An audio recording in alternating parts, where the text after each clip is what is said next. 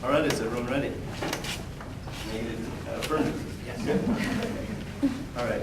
Jackson Vanik has been an extraordinary success in securing freedom of immigration in the Soviet Union and its successor states. Since 1975, 573,000 refugees, many of them Jews, evangelical Christians, and Catholics from areas of the former Soviet Union, have been resettled in the United States. The Russian Jewish community in the United States today numbers between 750,000 and 1 million. Though some estimates are twice as high, an estimated 1 million more Jews have immigrated to Israel during that time. For fiscal year 2001, 300,875 refugees from Russia were resettled. This was a fact sheet on the Jackson Vanik Amendment released from the Office of Press Secretary, and it just shows what an enormous success Jackson Vanik has been.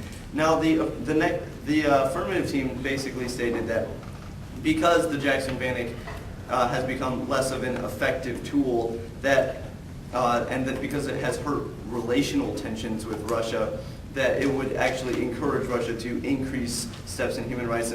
But let's take a closer look at the amendment that the affirmative team would like to get rid of, as they put it. Now, we've seen that Jackson Vanik has been an enormous success. I would like to point out that as far as relations are concerned, as I mentioned in my previous speech, the Jackson Vanik Amendment was not put in place to help better relations with Russia. Obviously, they weren't going to be very appreciative of this. We were taking a stand for the citizens that were being threatened, that were being harmed, that were being restricted under the oppressive Russian government. So once again, the Jackson Vanik Amendment was put in place as a provision for these individuals, not to better relations with the Russian government. Now, in defense of my partner, I would like to point out that he did not drop any argument, especially the issue of our disadvantage of hypocrisy.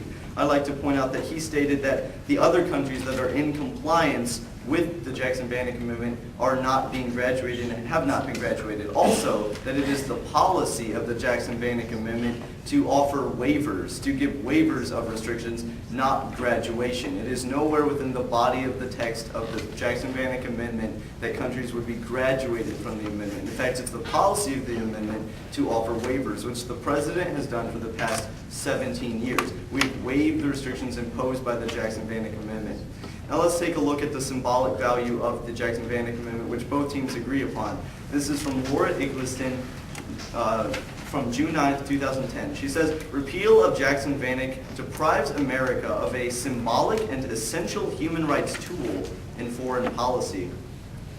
She goes on to elaborate by saying that at a briefing related to the February conference, a standing room crowd of congressional staffers, most too young to remember the chill of U.S.-Soviet relations, nevertheless immediately got the symbolism inherent in a repeal of Jackson Vanik during a time of great and growing concern about the status and trends of human rights in Russia.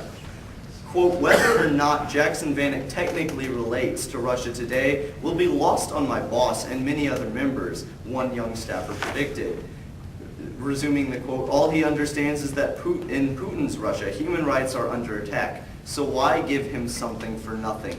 In other words, even these younger staffers who were not around during the chill of the Cold War still immediately got the symbolism inherent in the Jackson Vanik Amendment in the fight for human rights, and recognized how silly it would be, as they put it, to give Russia something for nothing. To further emphasize this point, I would like to quote Richard White's when he said May 12, 2010, that Representative Brad J. Sherman, a California Democrat, said that in return for the repeal of the amendment, Washington should get, quote, explicit, clear agreements for meaningful steps taken by Russia, end quote. Some speakers, as well as members of Congress and business representatives, expressed a desire to link repeal to further Russian trade concessions, such as expanded access for American agricultural products or improved protection for U.S. intellectual property. In other words, we shouldn't be giving Russia something for nothing. That was further emphasized in this evidence.